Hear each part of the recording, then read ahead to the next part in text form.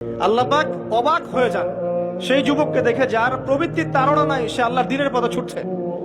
এই যুবককে দেখে আল্লাহ পাক অবাক হয়ে যান এবং তার দোয়া যেভাবে কবুল হবে, একজন মানুষ যার পা কবরে অলরেডি চলে গেছে তার দোয়া কি সেভাবে কবুল হবে? দুজনের ইবাদত সমান। এই বয়সে আপনি অনেক কিছু করতে পারেন।